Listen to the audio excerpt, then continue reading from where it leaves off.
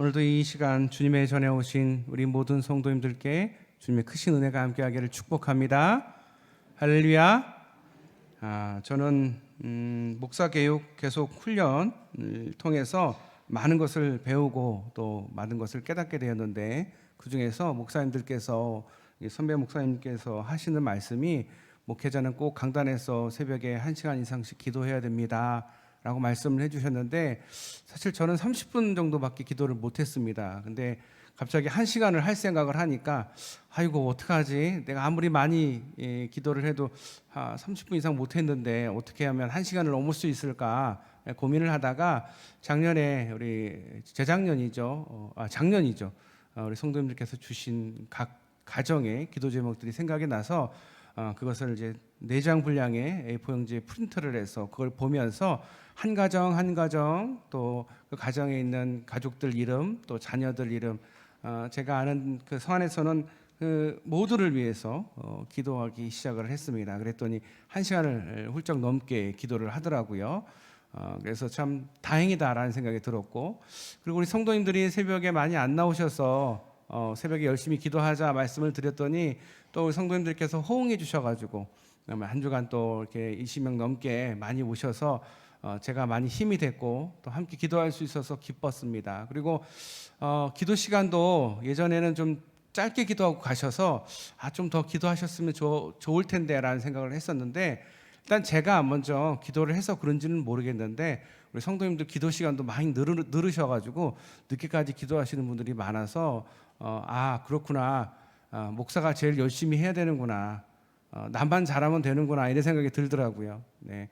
우리 성도님들 새벽을 깨면서 함께 기도할 수 있어서 너무 기쁘고, 또 기도 시간도 이렇게 늘리시고 함께 또 기도해 주셔서 감사합니다. 우리가 기도에 대해서 아무리 많이 이야기를 해도 강조를 해도 지나치지 않다라는 것은 다 알고 계실 것입니다. 우리 기도에 대해서 또 우리 예수님이 기도하신 그 모습들을 우리가 성경에서 이곳저곳에서 볼 수 있지만, 특별히 예수님께서 마지막 겟세마네 기도를 통해서 기도의 실제를 보았다면, 그러면 기도의 이론, 기도의 내용들은 무엇으로 채워야 될지에 대한 내용은 오늘 본문에 소개되어 있는 내용입니다. 어떻게 기도할 것인가에 대해서 자세하게 주님께서 우리에게 가르쳐 주셨습니다. 예수님은 여느 때처럼 기도하시고 제자들에게 오셨는데 그들에게 기도하자고 권유한 적도 많지 않으신데, 제자들이 세례 요한이 자기 제자들에게 기도를 가르쳐 준 것처럼 예수님도 자기들에게 그 기도를 가르쳐 달라라고 말씀을 드립니다. 왜 그러냐면 그들이 그동안 그 세례 요한의 제자로서 또 한참 기도했던 기도 제목은 메시아가 메시아의 오심을 기다리는 기도 제목이었는데, 이제 메시아가 왔으니 그러면 이제는 어떤 기도를 해야 되는지에 대한 궁금증이 있었던 것 같습니다. 그래서 주님께 요청을 하자 주님께서 기도 내용을 이렇게 하라라고 가르쳐 주신 것이 주기도문입니다. 그런데 먼저 우리가 알아야 될 것은 그 주기도문에 대한 이야기를 하시기 전에, 그럼 이스라엘 백성들은 어떤 기도를 했느냐? 유대식 기도를 했다라는 것입니다. 유대인들은 기도하는 민족이었습니다. 기도를 굉장히 중요시 했습니다. 그래서 희생 제사를 드릴 때에 성전에서 기도했다. 그래서 그들은 그것을 기도의 집이다, 성전은 곧 기도의 집이다라는 말이 불릴 정도로 기도에 열심히 있는 사람들이었습니다. 그들은 성전에서 제사장이 희생 제사를 드리고 또 성소에 들어가서 분향할 때 밖에서 기도하며 기다렸습니다. 그래서 희생 제사를 드리는 아침과 저녁 시간을 기도 시간이다라고 불렀습니다. 유대인들이 너나 할 것 없이 하루에 2번씩 드리는 그 기도의 전통은 모세에서부터 시작되었다라고 유대 역사가 유세비우스가 주장한 바가 있습니다. 그렇다면 이 전통은 굉장히 오래된, 아침 저녁으로 기도하는 이것은 굉장히 오래된 전통임을 알 수가 있습니다. 그런데 이것이 이제 한 번 기도로 바뀌는데, 즉 제6시에 한 번 기도하는 전통으로 발전하게 됩니다. 그들은 성전에 가지 못하는 때는 회당에 모여서 기도를 했습니다. 성전이 워낙 멀다 보니까 가까운 곳에 회당을 짓고 그 회당에서 기도를 했습니다. 정한 시간에 함께 기도를 했습니다. 그리고 그 회당에는 회당장이 있습니다. 그 회당장이 지명한 사람이 기도를 하게 됩니다. 그럴 때 회중은 아멘으로 화답을 합니다. 이때 회당에서 기도했던 사람은 서서 기도를 했으며 그들이 얼마나 기도에 대해서 중요하게 생각했는지 알 수 있는 부분입니다. 우리가 알만한 기도문도 많이 있겠지만 예수님이 계시던 그 당시 아니 그 전 100여 년 전에는 유대인들이 기도할 때 18충문이라는 기도문을 사용했다라고 합니다. 이 18충문 요거 아닙니다. 이 내용은 우리가 다 알 필요는 없겠지만 학자들의 주장에 의하면 예수님도 그 중에서 최소 몇 가지는 알고 계셨다. 그리고 당연히 사용하셨을 것이다 라고 추측하고 있습니다. 또 다른 기도문이 하나 있는데 바로 카디시라는 기도문입니다. 이 기도문은 학자들에 의하면 예수님의 그 주기도문에 형성하는 데에 사용되었을 것이다 라고 추측하고 있는 기도문입니다. 카디시. 그래서 많은 사람들이 관심을 갖고 있는데 이 카디시에 대한 이 기도문의 내용을 우리 한글로 읽어드리자면 이렇습니다. 위대한 이름이 높임을 받을지어다. 그의 뜻을 따라 세상을 지으셨도다. 내 평생에 내 날에 그리고 이스라엘 모든 집의 평생에 그의 나라를 세우소서. 빠르게 그리고 가까운 시간 안에. 자, 이 기도문을 사용하였다라고 합니다. 그들의 기도가 상당한 틀과 형식을 갖춘 것으로 보여지지만 당시 위의 기도문들을 그들이 사용을 했습니다. 물론 다른 기도문도 물론 있었겠지만 이 기도문과 카디시라는 기도문과 주님의 주기도문과 또 비슷하고 유사점이 있기 때문에 또 주목해야 되는 부분도 있습니다. 그리고 아까 처음에 말씀드렸던 18충문 이것도 기도문인데 이 기도를 할 때에 이것을 읽습니다. 만약에 기도자가 기도를 잘 못한다 하면 그냥 이 18충문을 놓고 읽으면서 기도했습니다. 기계적으로 반복적으로 기도를 했습니다. 그러다 보니 정말 진정한 간구가 아니다라는 평가도 있었습니다. 유대인들의 기도에서 주목해야 할 것은 식전에 하나님께 기도했던 감사 기도가 있습니다. 전통에 따르면 그들은 이렇게 기도했다고 합니다. 식사 전에 땅에서 떡을 내신 여호와여 당신을 송축하나이다. 이렇게 짧은 기도문을 읽고 식사를 했다고 합니다. 예수님의 기도는 유대인들이 드렸던 기도와 전혀 달랐습니다. 장소도 회당이나 성전이 아닌 한적한 곳에서 기도하였습니다. 기도의 내용도 이 전통적으로 그들이 생각해왔던 내용과 조금 다른 내용의 기도였습니다. 예수님이 가르쳐 주신 기도는 당시 제자들에게 파격적인 기도의 내용들이었습니다.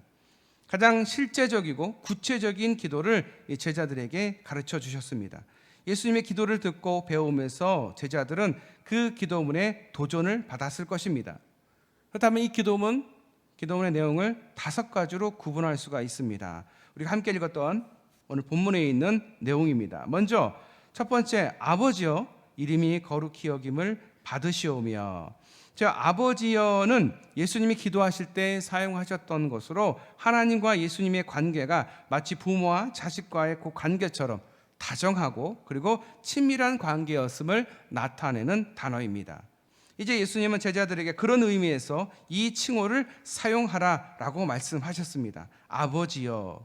이는 예수님을 따르는 자들이 예수님을 통해서 하나님과 새롭게 관계를 형성할 수 있기를, 아버지와 아들과의 관계 같은 그런 관계를 형성할 수 있기를 바라는 마음으로 가르쳐 주신 것으로 보여집니다. 이후에 이름이 거룩히 여김을 받으시오며, 여기서 이름은 인격과 존재 자체를 의미합니다.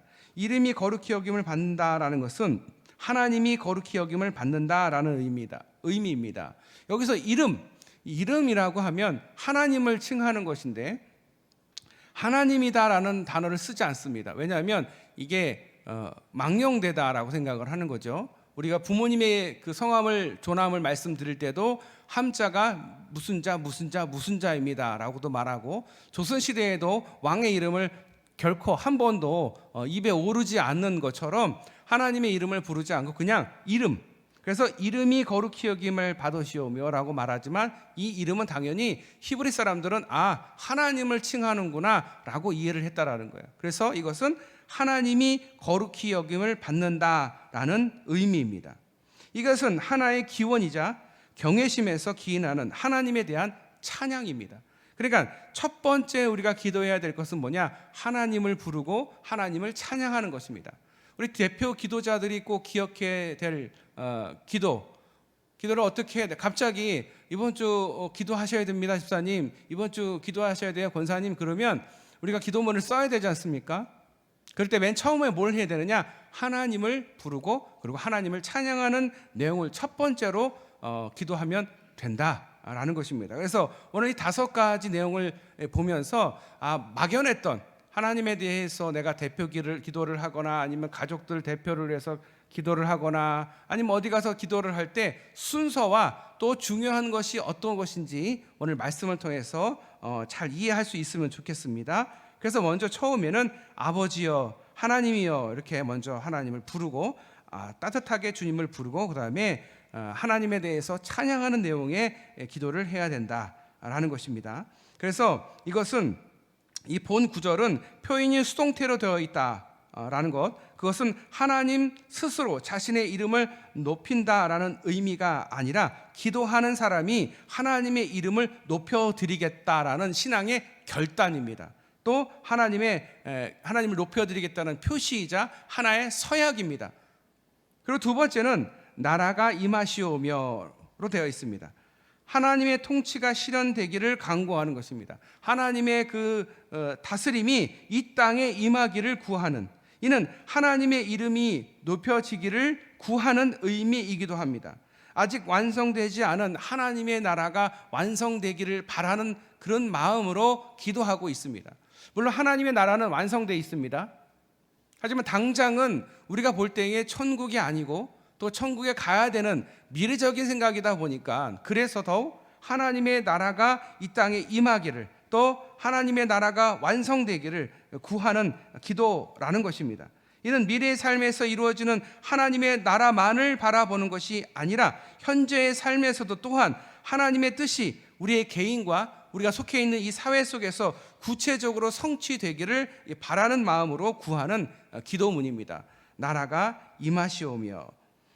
세 번째, 날마다 일용할 양식을 주시옵고. 자, 이제 주님을 높여드리고 주님을 찬양하고 주님의 나라가 이 땅에 임하기를 구한 두 번째 기도 마지막 세 번째, 바로 날마다 일용할 양식을 주시옵고. 이것은 개인에 필요한 것을 구하는 부분인데 이스라엘 백성들 대부분 날품팔이 하면서 겨우 하루하루 정말 끼니를 때우기가 힘든 상황에서 살았던 그 당시에 그 사람들을 생각해서 이런 문구를 주님께서 말씀하셨다라는 거예요.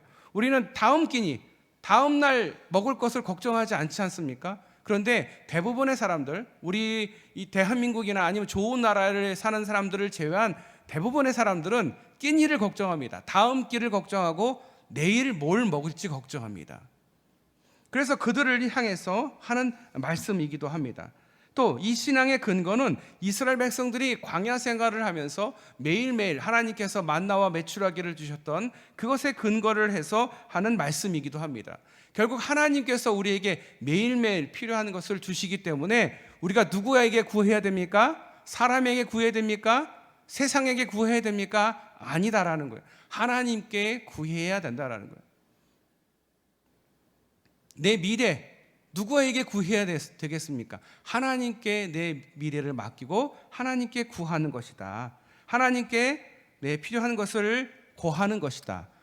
그래서 그 고하는 기도가 세 번째 기도이다. 마태복음에서는 하나님 나라에서 먹을 영적인 양식을 오늘 허락해 달라라는 의미로 이야기하고 있습니다. 그러니까 육적인 양식임에서 포함돼서 이 영적인 양식, 두 가지 양식을 하나님께 구하는 내용입니다. 네 번째는 죄 지은 모든 사람을 용서하오니 우리 죄도 사하여 주시옵고. 자, 죄는 히브리 말로 하마르티안이라고 합니다. 히브리어로 하마르티안, 이 관역에서 벗어났다라는 의미고요. 아람어로는 호바로 번역이 됩니다. 이 두 가지를 해석할 때에 공통된 것은 빛입니다. 빛. 라이트 아니고요. 빛은 바로 그 빛입니다. 죄는 하나님께 빚을 진 겁니다. 부채를 진 것입니다. 하나님 생각에서 벗어났고 하나님께 드려야 할 것을 드리지 못했을 때 빚을 지게 된 거죠. 그래서 그 빚을 우리가 갚아야 됩니다.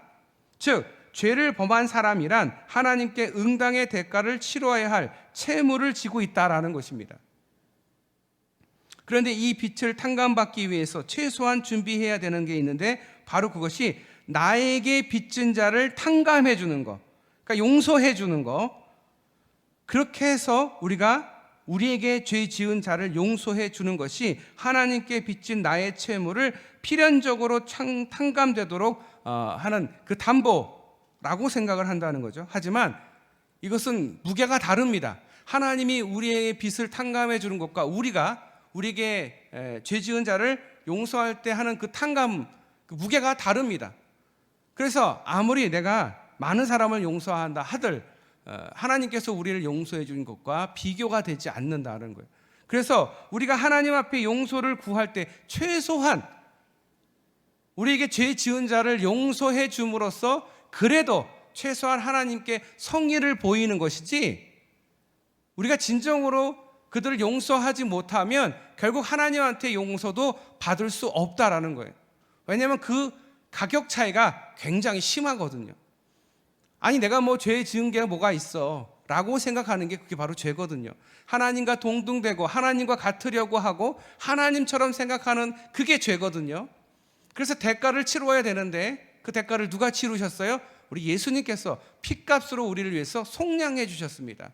그러니 우리의 죄에 대한 값을 누가 치르셨습니까? 주님께서 주님의 피로 갚으셨으니 우리가 누구를 아무리 용서한들 예수님의 핏값과 그 죄의 값이 동등할 수는 없다라는 거예요. 다만 우리가 남들을 용서함으로 인해서 예수님의 그 핏값과 주님께서 우리에게 주신 그 구원에 대해서 조금이나마 좀 최소한 그것이 전제되어야 하나님 앞에 그래도 내가 얼굴이라도 내밀 수 있다, 그런 의미를 갖고 있는 거죠. 그래서 죄 지은 모든 사람을 용서하오니 우리의 죄도 사해 주시옵소서. 이거는 권리나 아니면 이렇게 했으니까 하나님 이렇게 해주세요 라는 의미가 아니다라는 거예요. 최소한의 전제다라는 거죠. 마지막은 시험에 들게 하지 마시옵소서. 여기서 시험은 페이라스모스 혹은 유혹, 템프테이션입니다. 자, 그렇다면 이 말의 의미는 성도의 신앙을 꺾으려는 외적인 시련과 죄를 범하게 하는 유혹들을 말하는 것입니다. 이것을 함축적으로 포함하고 있는 것입니다. 일단 시험은 불가피한 것으로 여겨지므로 중요한 것은 그 시험을 견뎌낼 수 있게 해달라라고 기도해야 된다는 거예요. 우리가 교만해지려고 하는 것, 그게 시험이거든요. 높아지려고 하는 것, 그게 하나님이 우리에게 주시는, 아니 내가 유혹에 빠지는 거예요. 하나님처럼 높아지려고 하는 거, 내가 저 사람보다 훨씬 우월하다고 하는 그런 겸손하지 못한 그런 마음들, 그런 것들로부터, 그 시험으로부터 견뎌낼 수 있고 이겨낼 수 있게 해달라는 말이 여기 포함이 되어 있다는 거죠. 본문은 우리로 하여금 시험에 들게 하는 주체가 하나님인 것으로 오해할 여지가 분명히 있어 보입니다. 그러나 하나님은 결코 이 성도들을 이렇게 쉽게 시험하시는 분이 아니다라는 거예요. 어떻게 보면 우리가 시험에 빠지는 거죠. 유혹에 빠지는 겁니다. 야, 너 대단하잖아. 너 그 정도면 떵떵거릴 수 있어. 너 교만해도 돼. 너 그 정도면 죄 지어도 돼. 그렇게 하는 게 유혹 아니겠습니까? 거기에 빠지지 않게 해달라는 거예요. 우리는 불완전하기 때문에 당연히 시험과 유혹이 있을 수밖에 없어요. 자, 시험에 들지 않는 사람은 누굴까요? 죽은 사람만 시험에 들지 않습니다. 존재하지 않는 자만 시험에 들지 않아요. 누구든지 시험에 들게 되어 있습니다. 시험에 드는 게 잘못은 아니에요. 하지만 거기서 견뎌내야 되고 이겨낼 수 있게 해달라고 기도하는 것이 마지막 5번째 기도 제목이다라는 거죠. 그렇게 이 5가지의 기도를 가지고 기도를 하면 된다라는 거죠. 그래서 이 기도는 완전한 기도, 주기도문입니다. 우리의 기도의 원형입니다. 여러분 5가지 기도 내용을 읽으시면서 실천하기 어려운 부분이 어디 있습니까? 뭐가 제일 어려우십니까? 저는 5번째 기도인 것 같습니다. 시험에 들게 하지 말기를. 사람인지라 미워하거나 아니면 죄를 짓거나 할 수 있다라는 거죠. 그래서 그것을 죄를 짓지 않도록, 시험에 빠지지 않도록, 위험에 빠지지 않도록 기도하는 것이 참 중요하다. 시험 받지 않는 사람은 없다. 죽은 사람만이 문제나 시험을 겪지 않기 때문이다. 그래서 시험에 들지 않게는 시험에 들지만은 시험에 빠져서 멸망당하지 않게, 사라지지 않게, 그로 인해서 죽지 않게 해달라는 기도이다라는 것이다. 기도인 것입니다. 그래서 기도는 쉬운 일이 아닌 것 같습니다. 우리가 기도하는 것을 우리의 믿음으로 지키기 위한 그 의지적인 노력도 필요하기 때문입니다. 우리는 불가능한 것을 주님께 기도합니다. 가능한 것을 주님께 구하는 경우는 없죠. 그러나 사람들은 자신이 할 수 있는 것이 있음에도 전혀 움직이지 않고 입으로만 주님께 구하는 경우가 있습니다. 자기가 하면 되는데 자기가 못하겠으니까 하나님을 이용하는 거예요. 하나님 이렇게 해주세요, 저렇게 해주세요. 하나님의 보좌를 이쪽으로 옮겼다가 저쪽으로 옮겼다 한다는 거죠. 그런데 그것은 불가능한 거예요. 기도는 우리 편에서 드리는 것이 아닙니다. 하나님 편에서 하나님을 구하는 것입니다. 우리가 하나님의 편이 되는 것이지 하나님이 내 편이 되어주시기를. 자, 예를 들어서 대학에 자녀들이 시험을 봤어요. 하나님, 우리 아이들이 갑자기 서울대 의대에 갈 수 있게 해주세요라고 기도하면 하나님이 그 기도를 들어주시겠냐는 거죠. 그건 하나님을 시험에 들게 하는 거죠. 하나님을 이용하는 거죠. 서울대 의대에 가게 해달라고 기도하는 사람이 한두 명이겠어요? 얼마나 많겠어요? 근데 하나님이 실력도 안 되는 사람을 만약에 되게 한다면 하나님이 아닌 거죠. 하나님의 체면이 말이 아닌 거죠. 다른 사람들에게. 다른 사람은 생각도 안 해. 그냥 내 아들만 잘 되기를 바래. 그런데 우리가 기도를 하는 거 보면 대부분 그런 기도를 많이 한다는 거예요. 나만 잘 되게 해주세요. 아니, 어떻게 나만 잘 되게 해? 그래서 우리는 모두가 잘 되게 해달라고 기도해야 되는 겁니다. 그럴 때 나까지 잘 될 수가 있는 기회가 생기는 것이기 때문에, 그래서 남을 위해서 더 많이 기도해야 된다는 거예요. 기도는 부메랑이거든요. 던지면 돌아옵니다. 남을 위해서 진심으로 기도합니다. 근데 반대로 남을 위해서 저주하면 그 저주는 자기에게 돌아옵니다. 100% 돌아옵니다. 왜냐? 하나님이 그걸 굉장히 싫어하시거든요. 그것은 하나님을 무시하는 처사이거든요. 진정 하나님을 살아계시다라고 생각한다면 절대 그런 일을 할 수가 없겠죠. 나의 간구를 관철하기 위한 기도이기보다는 나의 삶을 주님의 뜻에 맡기고 주님의 뜻이 무엇인지 깨닫게 해달라는 기도를 우리는 드려야 한다라는 것입니다. 우리의 삶은 기도의 내용뿐만 아니라 기도의 습관도 중요합니다. 이 새벽에 기도하는 거 굉장히 중요합니다. 왜냐? 진짜 절박한 사람들이 하는 게 새벽에 기도하는 모습이거든요. 시간을 정하고 기도하는 것이거든요. 매일 새벽 모여서 기도하는 것 중요합니다. 또 수요 예배 나와서 기도하는 것 중요합니다. 주일 예배 나와서 기도하는 것 굉장히 중요합니다. 예배가 끝나면 잠시라도 하나님 앞에 간절히 기도하고 가는 것 중요합니다. 우리의 삶이 하나님의 뜻을 구하고 하나님의 마음을 알게 해달라고 기도할 수 있기를 주님의 이름으로 축원합니다. 기도하겠습니다. 하나님, 우리는 여전히 하나님의 뜻과 무관한 삶을 살아가는 것 같습니다.